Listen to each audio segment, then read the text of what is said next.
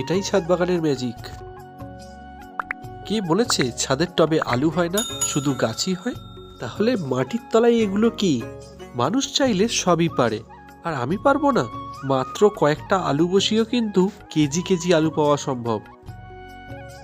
না না, একদম ফালতু কথা বলছি না, তোমরাই দেখে নাও সেই প্রথম দিন থেকে আজকের দিন পর্যন্ত পুরো জার্নিটা।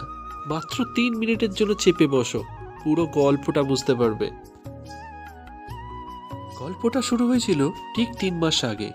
শখই বলো আর নেশাই বলো, বাজার থেকে কিনে আনা আলুর মধ্যে শুধুমাত্র 2টো আলু নিয়েছিলাম। এই যে দেখতে পাচ্ছ আলুর চোখ, এখান থেকেই কিন্তু আলু গাছটা বেরোয়। বেশি দেরি না করে আলুগুলোকে 2 টুকরো করে নিয়েছিলাম। আলুগুলো অনেকটাই ছোট ছিল, তাই 2 টুকরো করেছি। যদি বড় হতো তাহলে হয়তো 4 টুকরো করতাম। না কোনো ফ্যান্সি টপ, না কোনো স্পেশাল আলুর বেড, ফেলে দেওয়া এই ভাঙা সোলার টপটাকেই আলুর বেড বানিয়ে নিয়েছিলাম। আর মাটি সেই একই। আলু চাষের একটাই শর্ত, মাটি হবে ওয়েল ড্রেনেজ, 50% পাতা পচা সার আর 50% গার্ডেন সয়েল। তারপর এক এক করে প্রত্যেকটা আলুকে এরকমভাবেই মাটিতে বসিয়ে দিয়েছিলাম। কিছুটা শখ আর কিছুটা জানার নেশা, সত্যি কি আলু হবে সেটা জানতেই এই পরীক্ষা। প্রথম 10-12 দিন তো কোনো পাত্তাই ছিল না, ভাবলাম গাছ কি বেরোবে না। কিন্তু যখন প্রথম সবুজ পাতাটা উঁকি দিল, সেই আনন্দটা বলে বোঝানো যাবে না। আর মাত্র সপ্তাহখানেকের মধ্যেই গাছগুলো খুব সুন্দরভাবে বেরিয়ে এলো। এরপর যখন গাছগুলো আরো একটু বড় হয়ে গেল, এবার গোড়ায় মাটি দেওয়ার পালা। তবে গাছের গোড়ায় মাটি দেওয়ার বদলে কিচেন কম্পোস্ট সার দিয়েছিলাম। আসলে এই কিচেন কম্পোস্ট সারের সাথে মাটিও ছিল, তাই মাটি আর কিচেন কম্পোস্ট সার মিলে খুব উৎকৃষ্ট একটা মিডিয়া তৈরি করেছিল।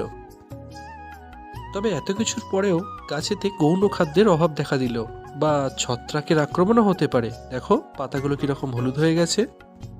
তাই এই সময় শুধু আমি একটাই কাজ করেছি, মাটিটা সবসময় ঝুরঝুরে করে রেখেছি, আর সপ্তাহে একবার করে দিয়েছি খোল পচা জল, সাথে গাছের গোড়ায় দিয়েছি গৌণ খাদ্য মানে মাইক্রো নিউট্রিয়েন্টস, যেটা সামুদ্রিক শৈবালের নির্যাস থেকে পাওয়া যায়। তবে জৈবভাবে না পেলে তোমরা অ্যাগ্রোমিন গোল্ডও ব্যবহার করতে পারো, ওটাও খুব ভালো। গাছ থাকলে পোকামাকড়ের ঝামেলা তো হবেই, সেক্ষেত্রে সপ্তাহে একবার করে স্প্রে করেছি জৈব কীটনাশক কাকা আর জৈব ছত্রাকনাশক ট্রাইকোডার্মা ভিরিডি। চেষ্টা করেছি কোনো কেমিক্যাল ইউজ না করার, কারণ দিন শেষে এগুলো তো আমরাই খাবো, তাই না? আজ গাছগুলো প্রায় মরতে বসেছে। এবার কি হবে? গাছগুলো তো সব মরে যাচ্ছে। আর কিছুদিনের মধ্যেই গাছগুলো পুরো শুকিয়ে জ্বালন হয়ে গেছে। কি হবে এবার? তবে তোমরা কি কুমির শিয়ালের গল্প পড়োনি? আলু তো মাটির নিচেই হয়। এই সব কিছুর একটাই অর্থ, মাটির নিচে আলু কিন্তু একদম রেডি।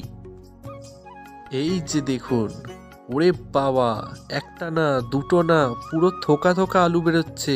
সাইজগুলো দেখুন, বাজারের আলুর থেকে কিন্তু খুব একটা খারাপ নয়। এই যে মাটির নিচ থেকে নিজে হাতে ফলন তুলছি, এটা কিন্তু একটা নেশার মতো। একবার যদি আপনারাও করেন না, তাহলে এই নেশা থেকে আর পালাতে পারবেন না। এগুলো কিন্তু একটাও বাজার থেকে কিনিনি, সবই ছাদ থেকে পেয়েছি। মাত্র 2টো আলু বসিয়েছিলাম, আর আজকে দেখুন সেখান থেকেই প্রায় 1.5 থেকে 2 কিলো আলু পেয়েছি। ভিডিও বানানোর একটাই উদ্দেশ্য, আপনাকেও ইন্সপায়ার করা।